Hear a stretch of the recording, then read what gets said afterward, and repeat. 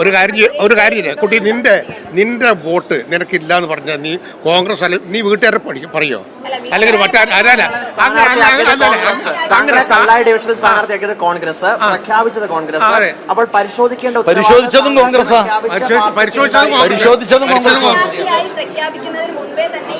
ഒരു മിനിറ്റ്, അതിനൊരു ടെക്നിക്കലി നിങ്ങൾ വളരെ സാങ്കേതികത്വത്തിലേക്കോ അതല്ലെങ്കിൽ കോൺഗ്രസിന്റെ ഒരു വീഴ്ചയിലേക്കോ നിങ്ങൾ ഇതിന്റെ മർമ്മത്തിലേക്ക് പോകുന്നില്ല. ഇതൊരു അൺഫോർച്ചുനേറ്റ് ആയിട്ടുള്ള ഒരു കാര്യമാണ്. VM വിനു എന്ന് പറയുന്ന ഒരാൾക്ക് വോട്ടവകാശം എന്ന് പറഞ്ഞാൽ 18 വയസ്സ് പൂർത്തിയായ മനുഷ്യർക്ക് വോട്ടവകാശം നേരത്തെ 21 നമ്മൾ അതിനു മുമ്പ് നികുതിയുള്ളവർക്ക് മാത്രമേ വോട്ടവകാശം ഉള്ളായിരുന്നു. ജവഹർലാൽ നെഹ്റുവിൻ്റെ കാലഘട്ടത്തിലാണ് അത് 21 വയസ്സ് പ്രായപൂർത്തി വോട്ടവകാശമാക്കിയത്. രാജീവ് ഗാന്ധി അത് 18 വയസ്സ് ആക്കിയത്.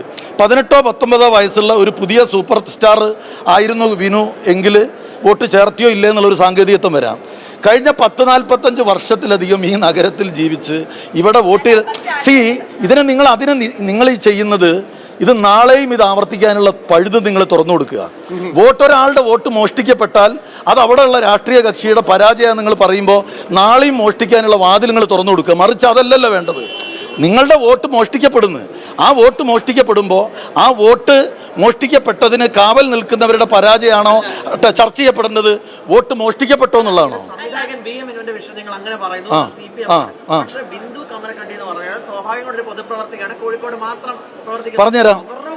പറയാം. ഞാൻ പറഞ്ഞുതരാം.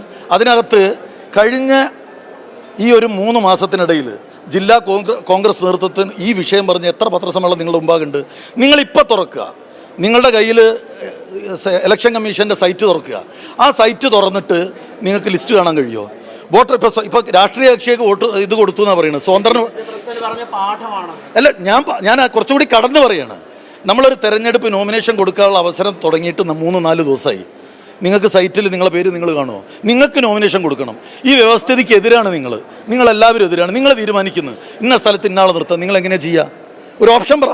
അപ്പം ഞാൻ പറയുന്നത് VM വിനു എന്നൊരാളുടെ വോട്ടിനപ്പുറത്ത് ഇതിനൊരു മാനത്തേക്ക് നിങ്ങളിത് മാറ്റിയിട്ടില്ലെങ്കിൽ ഇത് നാളെ ഈ സമൂഹത്തിന് മുഴുവൻ സംഭവിക്കാൻ പോകുന്ന സൗകര്യമുള്ളവർ മാത്രം വോട്ട് ചെയ്താൽ മതി എന്നുള്ള റഷ്യൻ രാഷ്ട്രീയം ഇവിടെ വരാൻ പോവുക.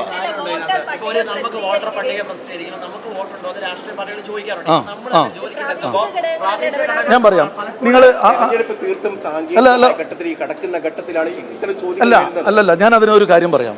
രാഷ്ട്രീയ കക്ഷികൾ എന്താ ചെയ്യുക സാധാരണ? അപ്പോൾ ഞാനൊക്കെ വളരെ കുട്ടിയായിട്ട് തുടങ്ങിയതാണ്. നമ്മൾ വോട്ടർ പട്ടിക പരിശോധിക്കുമ്പം ആ പ്രദേശത്തുള്ള 18 വയസ്സായ കുട്ടികൾ, വോട്ട് ചേർക്കേണ്ട കുട്ടികളുടെ ലിസ്റ്റാണ് ഞങ്ങൾ ആദ്യം എടുക്കുക. രണ്ടാമതെടുക്കുന്ന ലിസ്റ്റ് മരണപ്പെട്ട ആളുടെ പട്ടിക ഞങ്ങൾ എടുക്കും. മൂന്നാമതെടുക്കുന്ന ലിസ്റ്റ് ആ പ്രദേശത്ത് താമസം മാറിയവരുടെ ലിസ്റ്റ് എടുക്കും. നാലാമത് നമ്മൾ എടുക്കുന്ന ലിസ്റ്റ് പുതുതായി താമസം വന്നവരിത് എടുക്കും. ഇതാണ് എല്ലാ രാഷ്ട്രീയ കക്ഷിയും ചെയ്യുക. പ്രവീണ് പറഞ്ഞത് വളരെ പോസിറ്റീവായിട്ടാണ്. എന്താ ഇനി എന്തു സംഭവിക്കും? നിങ്ങൾ ഈ ഭൂമിയിൽ ഇല്ലായിരുന്നു എന്ന് സ്ഥാപിക്കപ്പെടൂ. അങ്ങനെയാണല്ലോ ഇപ്പോൾ പുതിയ പൗരത്വ ബില്ലൊക്കെ ഏത് ആംഗിളിലേക്കാണ് പോകുന്നത്?